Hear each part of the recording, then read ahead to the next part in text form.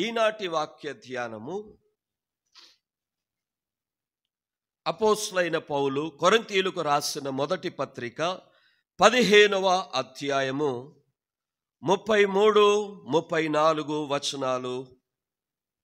మోసపోకుడి, దుష్ట సాంగత్యము మంచి నడవడిని చెరుపును.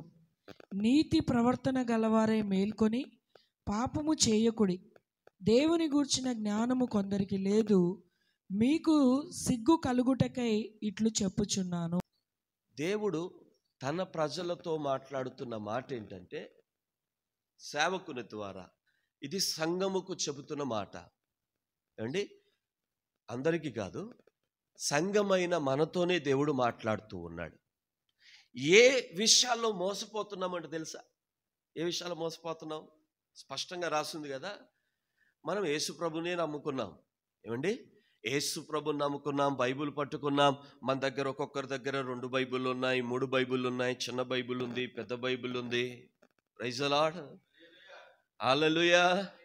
కానీ వాక్యమంతా బైబిల్లోనే ఉంది, ఇంకా మనలోనికి రాలేదు. మోసపోతున్నాడు ఒక క్రైస్తవుడు. ఆనాటి సంఘానికైనా ఈనాటి సంఘానికైనా పౌలు గారు తెలియజేస్తున్న హెచ్చరిక ఏంటంటే, మీరు మోసపోకుడి. ఎలా మోసపోతున్నారయ్యా అంటే, పరిశుద్ధత చెయ్యక దేవుని గూర్చిన జ్ఞానము కొందరికి లేదట. బైబిలే పట్టుకున్నాం కదా, అందరము దేవుణ్ణి నమ్ముకున్నాం కదా, మరి దేవుని గురించిన జ్ఞానం ఏమైందట? కొందరికి. ఎక్కడున్న వారితో చెబుతున్నాడు? మాకు దేవుని గురించిన జ్ఞానం లేదంటారా? ప్రైజ్ ది లార్డ్, హల్లెలూయా. దేవుని గూర్చిన జ్ఞానము కొందరికి, అందరికి, కొందరికి. వారిని దేవుని వాక్యం హెచ్చరిస్తుంది ఏంటంటే, మోసపోకుడి, నీతి ప్రవర్తన గలవారై మేలుకొని పాపము చేయకుడి అని చెప్తూ ఉన్నాడు. ఒకవేళ నీతి ప్రవర్తన కలిగి మనం లేకపోతే, పాపము వల్ల ప్రేరేపించబడుతున్న వారిగా ఉంటే, ఖచ్చితంగా దేవుని గురించిన జ్ఞానం మనకు లేనట్టే. నీతి ప్రవర్తన కలిగి ఉండాలి. నీతి ఏం చేస్తుందంటే, అందరినీ ప్రేమించేటట్టు చేస్తుంది. స్వార్థం మనలో ఉండదు. చాలా ప్రాముఖ్యమైనది ఏంటంటే, దుష్ట నడవడి మనను చెరుపుతుంది. ఎవరితో సాంగత్యం చేస్తూ ఉన్నాం? సంఘానికే వస్తున్నాం. ఇక వారమంతా చర్చి వాళ్ళతోనే సహవాసం ఉందా? లేదు. కనీసం ఎప్పుడన్నా పాస్టర్ గారు ఏం చేస్తున్నారు, పాస్టర్ గారు అని సహవాసంలో ఉండే ప్రయత్నం ఏమైనా? ఇప్పుడు పల్లెటూరు ప్రాంతాల్లో ఎప్పుడు కూడికలు పెట్టినా వచ్చేస్తారు. సాయంకాలం అవగానే వచ్చేస్తారు. ఉదయకాల ప్రార్థనలు కూడా పనులు మానుకొని కూడా వచ్చేస్తారు. మరి మహానగరంలో, పట్టణాల్లో ఉన్న మనము ఎక్కడ మిస్టేక్ జరుగుతుందో చెప్పమంటారా? సాంగత్యం, ఫెలోషిప్, సహవాసం. దేవునితో, సేవకులతో, సంఘముతో సహవాసముగా ఉండవలసిన జీవము గల దేవుని సంఘం ఈరోజు ఎవరితో సాంగత్యం చేస్తుంది? సెల్ ఫోనా, టీవీలా, సినిమాలు, సీరియల్లా, బంధువులు, స్నేహితులా? Praise the lord. సాంగత్యము దుష్ట నడవడి ఏం చేస్తుందంట? మంచి నడవడిని చెడిపివేస్తుంది. దేవుని గురించిన జ్ఞానము చాలా కుటుంబాల్లో తక్కువ ఉంది. ఇతర విషయాల్లో జ్ఞానం చాలా ఎక్కువ ఉంది. ఏదన్నా క్విజ్ పెడితే, బైబిల్ క్విజ్ పెడితే ఓడిపోతామేమో కానీ, సినిమా యాక్టర్ల గురించి కానీ, సీరియల్ గురించి కానీ ఏదైనా క్విజ్ పెడితే నంబర్ 1 మనమే. నంబర్ 1 మనకు వచ్చేస్తుంది ప్రైజ్లా. ఒక క్రైస్తవ కుటుంబం అండి, ఆవిడ ఎంత చక్కగా మాట్లాడుతుందంటే, నేను వాళ్ళ ఇంటికి వెళ్ళాను, ఇంట్లోనే కూర్చొని ఉన్నా. ఈ యాక్టరు ఎప్పుడు పుట్టాడో, ఎక్కడ చదివాడో, ఏం చేశాడో, ఎలాగున్నాడో అని ఒక యాక్టర్ గురించి నాకు డీటెయిల్డ్గా ఆయన బయోగ్రఫీ, టోటల్ బయోగ్రఫీ చెబుతుంటే, ఇప్పుడు నాకు ఆ బయోగ్రఫీ అవసరంలా. నేను మోషే గురించి అడుగుతాను, చెప్పగలుగుతారా? దావీదు గురించి అడుగుతాను, చెప్పగలుగుతారా? ప్రైజ్ ది లార్డ్, హల్లెలూయా. మన సాంగత్యము సేవకులతో, సంఘముతో అనునిత్యము ఇదిగో నీకు ఇవ్వబడిన ఈ పరిశుద్ధ గ్రంథంతో ఉంటే ఎంత టైం బైబిల్ చదువుతున్నాం? మేము చెప్పే అరగంట వాక్యం విన్ను వెళ్ళిపోతావే, మళ్ళీ పరిశుద్ధ గ్రంథాన్ని ముట్టుకోరు. ఎందుకంటే మన సాంగత్యం వేరు, మన అలవాట్లు వేరు. మన టైం అంతా సంపాదించడానికి లేదా టైంపాస్ చేయడానికి, సంపాదించడానికి, టైంపాస్ చేయడానికి. Praise the lord. ఒకవేళ కొంతమంది బైబిల్ చదివిన ఎలా చదువుతారంటే, ఈ జ్ఞానం అంతా నాకు కావాలని చదువుతారు, ఈ వాక్యం అంతా నీలో రావాలని చదవాలి. ఈ జ్ఞానాన్ని సంపాదించడానికి కాదు బైబిల్ చదివే.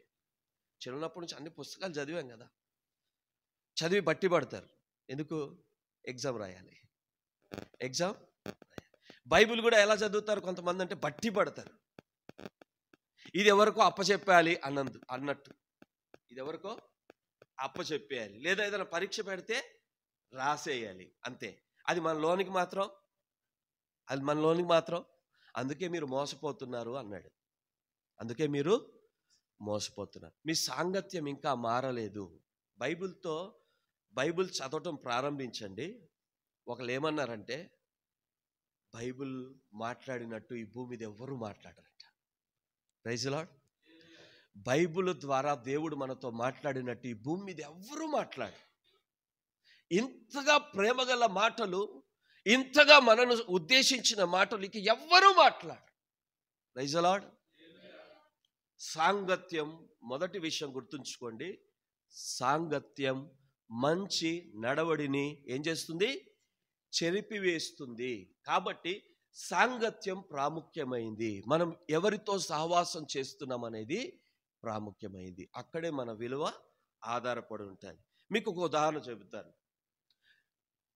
ఒక ఈగట కూరగాయలు వెయిట్ చేస్తారు కదా, అంటే జోకుతారు. ఎన్ని ఈగలు వాటి మీద బాలినా పెద్దగా ఇబ్బంది ఏమీ ఉండదు. జోకేటప్పుడు ఏమంటే బరువు తేడా వస్తుంది కదా, అవన్నీ ఇలా వాళ్తే బరువు తేడా వస్తుందా? ఈగ బరువు ఉండదా? ఓకే.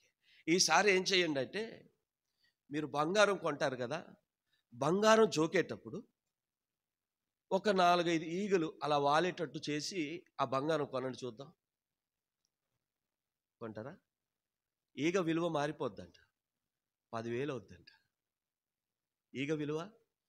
అదే కూరగాయలు కొంటున్నప్పుడు ఎన్ని ఈగలు ఉన్నా ఇలా ఏం కాదులే అని జోకి తీసేసుకుంటాం. వెయిట్లో పెద్ద తేడా ఏమీ ఉండదు. బంగారంతో జోకేటప్పుడు చేయగలుగుతారా? ధైర్యం చేస్తారా? ఒక 4 ఈగలు వాటి మీద వాలినప్పుడు తీసుకునేదే తులం. ఒక 2-3 తులాల్లో మళ్ళీ ఈ ఈగలు 4 కూర్చున్నాయంటే ఈగకి 10,000 అట కాస్ట్. అంటే అది బంగారపు కొట్టులో వాలితే గనక ఈగ విలువ 10,000. అదే బజార్లో కూరగాయల మీద వాలితే విలువేమి? అర్థమైందా మీకు? ప్రైజ్ ది లార్డ్, హల్లెలూయా. మీరు ఈసారి బంగారం కొనేటప్పుడు ఈగ వాలకుండా చూసుకోవాలని ప్లాన్ వేస్తున్నారు. నేను అది చెప్పట్లా మీకు. ప్రైజ్ ది లార్డ్, హల్లెలూయా. మాకు అర్థమైపోయింది ప్లాన్ ఎక్కడికి వెళ్ళిపోయిందా. పొరపాటు ఈగలు ఏమన్నా వాళ్తాయేమో, అందుకే మొత్తం గ్లాస్ ఎక్వేరియం పెడతాడు ఆయన. ఏండి, గ్లాస్ ఎక్వేరియం పెట్టి లోపల వెయిట్ చేస్తాడు. ప్రైజ్ ది లార్డ్, హల్లెలూయా. పొరపాటుని ఇక్కడ వాళ్తేమో అని ఆయన డౌట్, మీకు బంగారం ఎక్కువ వచ్చేస్తుంది. అందుకే ఆయనే జాగ్రత్త పడ్డాడు ముందు. Praise the lord. ఈగ ఎక్కడ వాలుతుందో అక్కడ విలువ ఉంది. Praise the lord. ఒక ఈగే బంగారం వెయిట్ చేస్తున్నప్పుడు అక్కడికి వెళ్ళి తన విలువని మార్చుకోగలిగినప్పుడు నీవెక్కడ ఉండాలి మరి? వీధుల్లో కాదు, విలువైన వస్తువులు ఉన్న చోట ఉండాలి. బంగారం విలువైంది అని మనకు తెలుసు కదా. Praise the lord. ఆ విలువైన చోటే నీవు ఉండాలి. Praise the lord. ఎందుకు విలువైన చోట మనం ఉండాలి అని అంటే, అక్కడ చూడండి, దేవుడు ఎవరిని ఇష్టపడతాడు, ఎవరితో దేవుడు ఉండాలనుకుంటాడు. పాస్టర్ గారు ఇక్కడ ఏమని చెప్పాలని ప్రయత్నిస్తున్నాడంటే, నీ సాంగత్యాన్ని గనుక నీవు మార్చుకోగలిగితే దేవుడు నీ జీవితంలో పాపమును అనుమతించడు. దేవునికి అయిష్టమైనవేవి నీలో పని చేయకుండా దేవుడు నిన్ను కాపాడుకోగలుగుతాడు. He want to protect you. నిన్ను కాపాడుకోవాలి అనుకుంటే నీ సాంగత్యం సరైందిగానే ఉండాలి. నేను రాంగ్ చోట కూర్చుంటాను, నన్ను నువ్వు కాపాడుకో అంటే దేవుడేమి చేయలేదు. ముందు సహవాసం చేయాలి వద్దన్నప్పుడు నీ ఇష్టం మీద ఆధారపడి ఉంది కదా కదండి. అలా మనం మోసపోతున్నాం అన్న సంగతి చరిత్ర మనకు చెబుతుంది.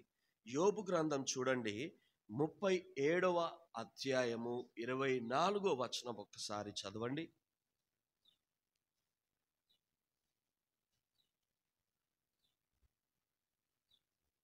అందువలన నరులు ఆయన యందు భయభక్తులు కలిగి ఉందురు. తాము జ్ఞానులు అనుకొని వారిని ఆయన ఏమాత్రమును లక్ష్య పెట్టడు. Praise the lord. హల్లెలూయా.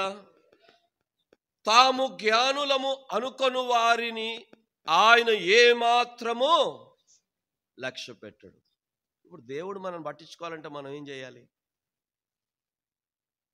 మన శత్రువు ఎవరయ్యా అంటే మన తెలివే. చెప్పండి, మన తెలివే మన శత్రువు. తెలివితేటలు ఎలా ఉంటాయంటే, తెలివితేటలు ఎప్పుడు ఉపయోగపడతాయంటే తప్పించుకోవడానికి ఉపయోగపడతాయి. తప్పించుకోవడానికి ఏదో ఒకటి చెప్పి తప్పించుకోవడానికి ఉపయోగపడతాయి. ఇప్పుడు జ్ఞానులము అనుకుంటే దేవుడు ఏం చేయడట? దేవుడు సహాయం లక్ష్య పెట్టాడు. అకల్ మందుకు కుదానయ్యే. ఇంక మనకు తెలివి ఉంది కదా, దేవుడు ఎందుకు?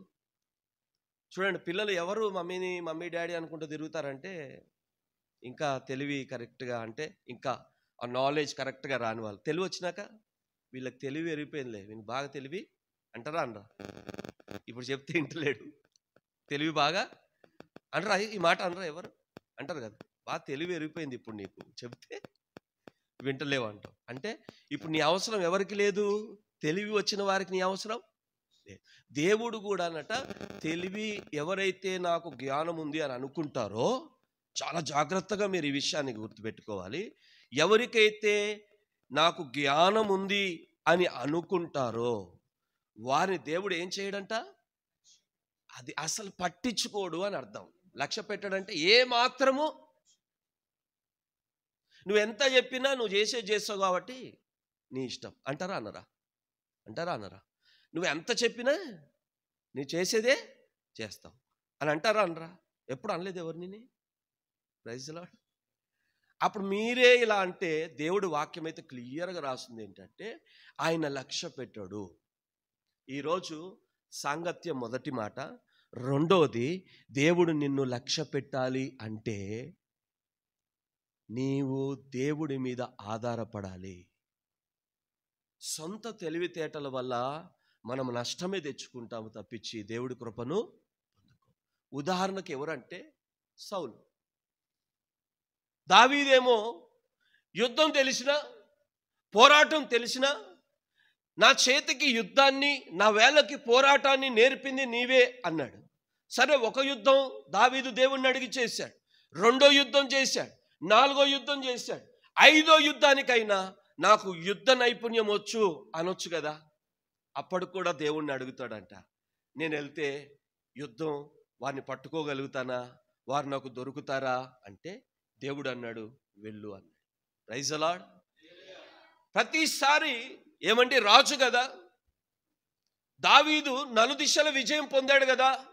నలుదిశల విజయం పొందిన దావీదు ఏమడుగుతున్నాడంటే సేవకుణ్ణి, నేనైతే గొప్ప రాజభవనంలో ఉన్నాను, నా దేవుడు డేరాల్లో ఉన్నాడు, నేనేం చెయ్యాలి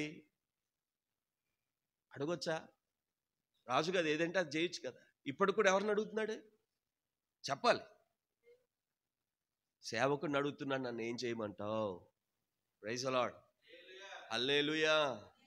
దేవుడు మనని లక్ష్య పెట్టాలి అంటే, మనని చూసి మన పరిస్థితులు మార్చాలి అంటే, మనని గూర్చి దేవుడు ఆలోచించాలి అంటే, ఏమాత్రము లక్ష్య పెట్టని స్థితిలో ఉందామా? మనని దేవుడు పట్టించుకునే స్థితిలో ఉందామా?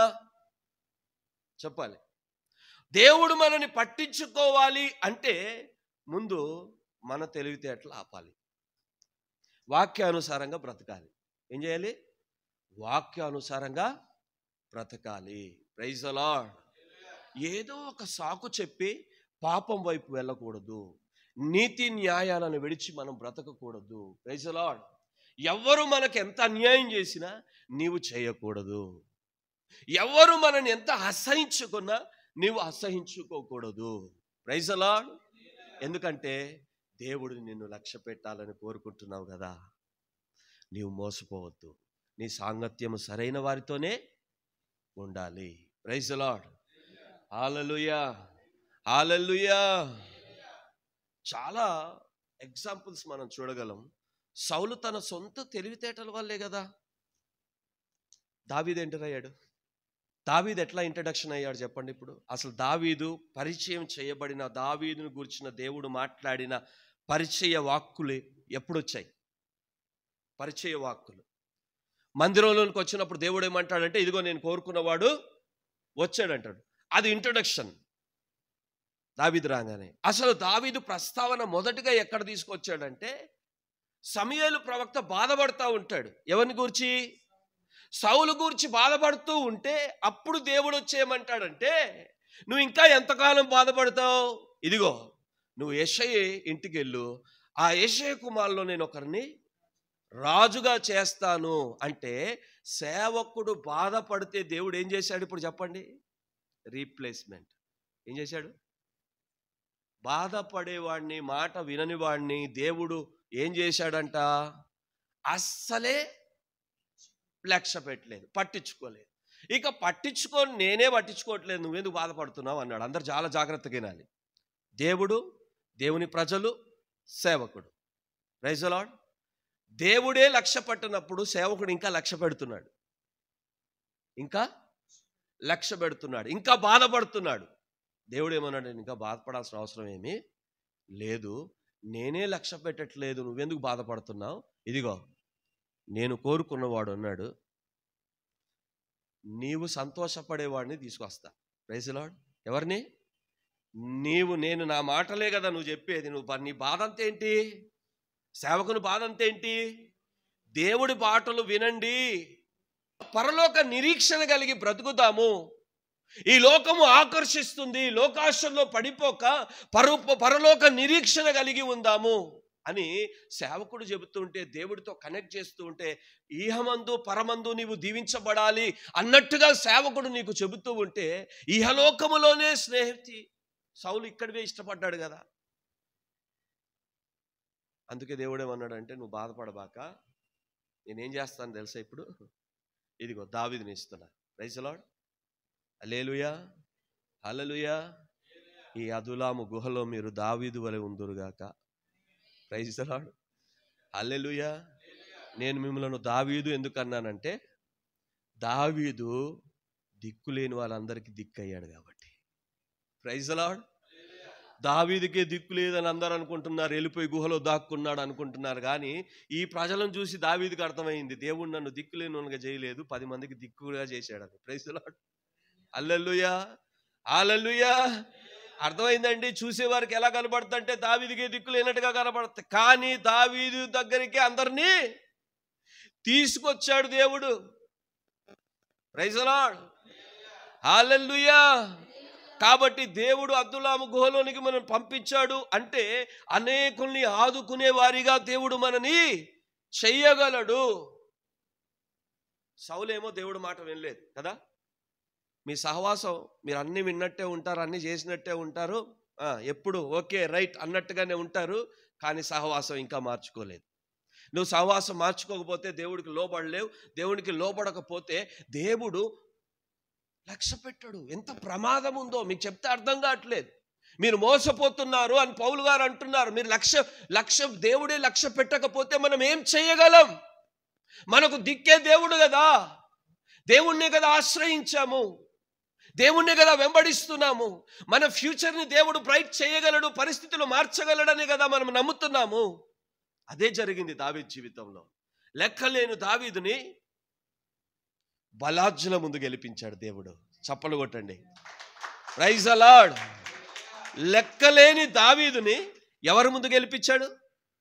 బలార్జులు, పరాక్రమం గలవారు, యుద్ధ నైపుణ్యం తెలిసిన వారు, బాల్యము నుండే పరాక్రమం కలిగిన గొలియాదు. Praise the lord. ఇప్పుడు దేవుడు సేవకుడు, దేవుని చిత్తం. దేవుని సేవకుడు, దేవుని చిత్తం లేదు. సౌలు పేరుకి దేవుడు ఉన్నాడు, పేరుకి పాస్టర్ గారు సేమ్ ఆయనే, అదే దేవుడు అదే పాస్టర్. ఇక్కడ అదే దేవుడు ఆయనే సేవకుడు. కానీ ఇక్కడ దేవుని చిత్తానికి లోబడ్డం ఉంది, ఇక్కడ దేవుని చిత్తానికి లోబడకపోవడం ఉంది. ఇప్పుడు జరిగిన విషయం ఏంటంటే, ఈయన రాజ్యం ఇంకొంతకాలం ఉంది. ఉంటూ దేవునికి కొంతకాలం రాజ్యం ఎందుకు ఇచ్చాడు సౌలు కంటే, సౌలు అలా కూర్చొనే ఉండాలి, దావీదు వచ్చి విజయం పొందుతా ఉండాలి. ప్రైజ్ ది లార్డ్, హల్లెలూయా. యుద్ధం చేయాల్సిన రాజు ముందు ఒక వీణ వాయించుకొని దేవుని పాటలు పాడుకునే ఒక చిన్న బాలుడు వచ్చి గొలియాతును గెలిచే ఆ గొప్పతనం చూడండి. ఎంత గొప్పగా దేవుడు విజయం ఇస్తున్నాడు.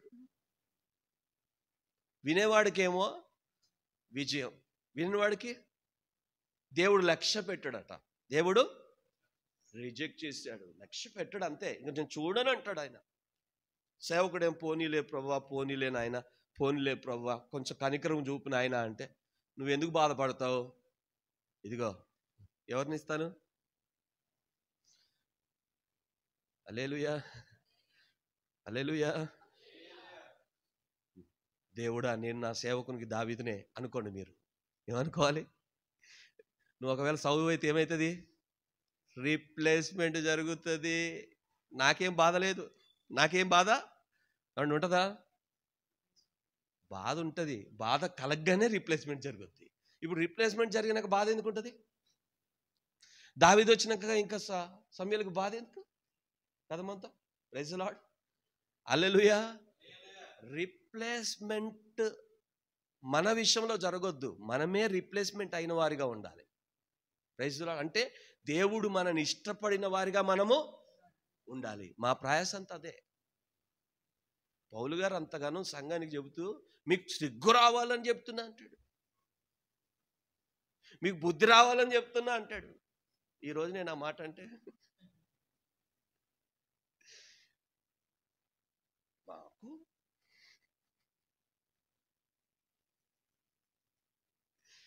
ఈ వారమంతా ఇదే టాపిక్ డిస్కషన్. ఈ వారంలో 4 కత్తులు, 4 గొడ్డెళ్ళు, 4 కొడవళ్ళు తయారు చేసి నెక్స్ట్ సండే కల్లా అటాక్. లేకపోతే రోజుకో కత్తి, రోజుకో చాకు ఇసిరేసి ఎట్లనో అట్లా మన నందందుకు ఈ న్యూస్ ఆడదాకా పోవాలి, ఈ న్యూస్ అక్కడ దాకా వెళ్ళాలి అని. అట్లా కాదు, సౌలు అట్లాగే చేశాడు. ప్రయోజనం ఏమీ లేదు. మా ఆలోచన ఏంటంటే, దేవుడు మిమ్మల్ని లక్ష్య పెడితే అదులాము గుహలో ఉన్న వారి పరిస్థితులు మారినట్టుగా మన పరిస్థితులు మారుతాయి. ప్రైజ్ ది లార్డ్, హల్లెలూయా. కాబట్టి ఇలా ఉండండి, అలా ఉండండి. మేము చిన్నపిల్లలమా, పదే మాకు చెప్తారు అన్నట్టుగా ఉంటుంది. Praise the lord.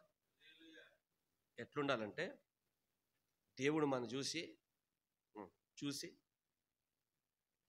ఇదిగో నేను కోరుకున్న వాడు వచ్చాడు అన్నట్టు ఉండాలి. Praise the lord. ఏముండాలి చెప్పండి?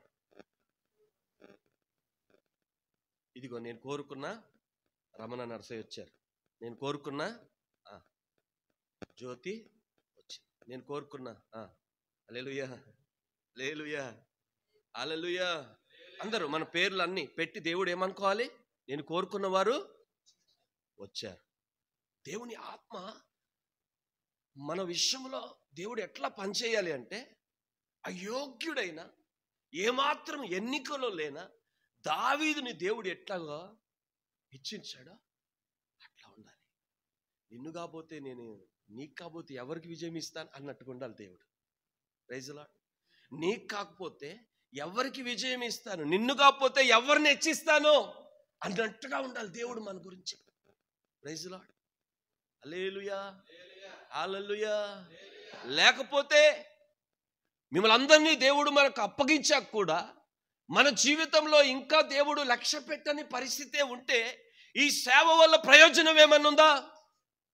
అందుకే అంటున్నాడు, మోసపోకండి. ఈ రోజుల్లో లోకాకర్షణ చాలా పెరిగిపోయింది. అనవసరమైన విషయాలు మనని దేవుణ్ణి దూరం చేసే పరిస్థితులు మన చుట్టూ ఉన్నాయి. నువ్వు అసమాధానంతో ఉన్నా, ఇబ్బందులతో ఉన్నా, అప్పులు చేసుకొని ఉన్నా, నీకు ఆశ్రయం ఇచ్చే దేవుడు ఉన్నాడు. Praise the lord.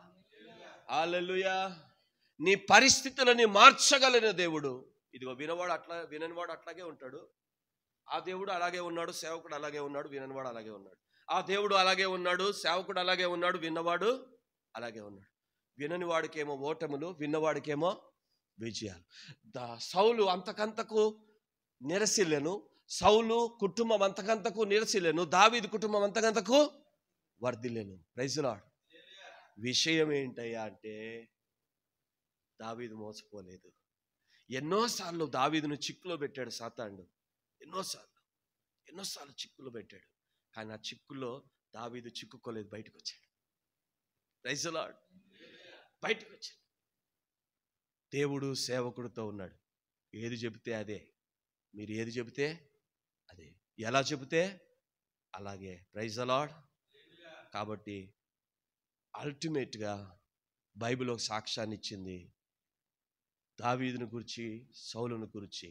అంతకంతకు నిరసిల్లేను, అంతకంతకు వర్ధిల్లేను. Praise the lord. కాబట్టి మనం ఎక్కడ మోసపోతున్నాం, సాంగత్యం ఎక్కడ ఉంది మనది అనే విషయాన్ని ఖచ్చితంగా మనం దృష్టించాల్సిన అవసరం ఉంది. Praise the lord. హల్లెలూయా.